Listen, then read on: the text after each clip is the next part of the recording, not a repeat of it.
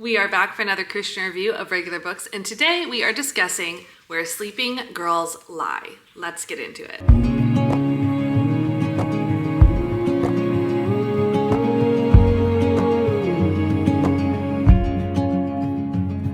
If you haven't seen one of these videos before, here's how it's going to go down. First, I do my regular review, what you know and love to expect from a book review, star rating, and my own personal opinion.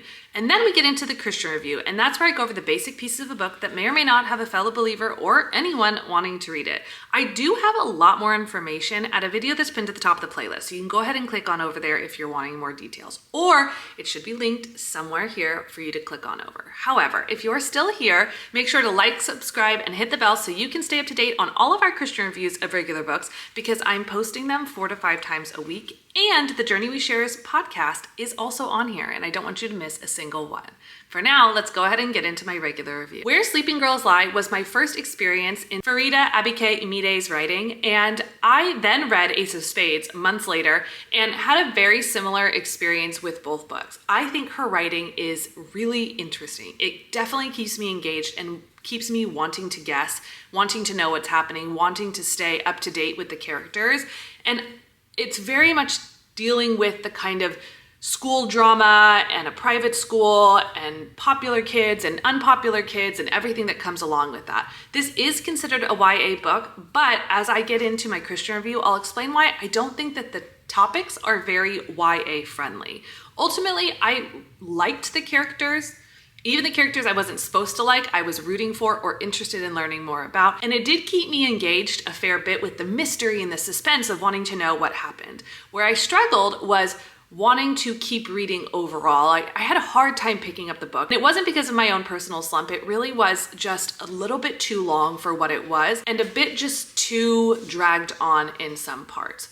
What I did love about it was how the ending happened and came together. I was interested in where everyone was going to end up, and I wanted to know how the characters were going to sort out the problems they were dealing with.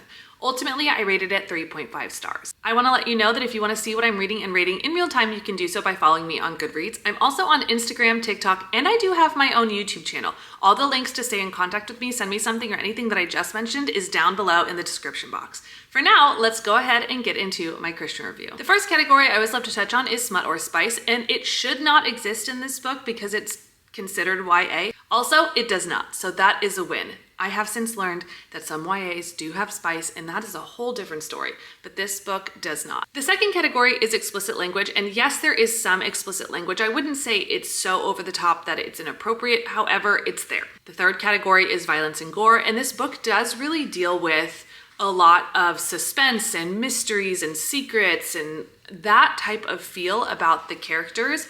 And there is some minor violence and more like physical attacks on some of these characters and trauma associated with those things. So it's there. I do think it's necessary to read in order to understand the story.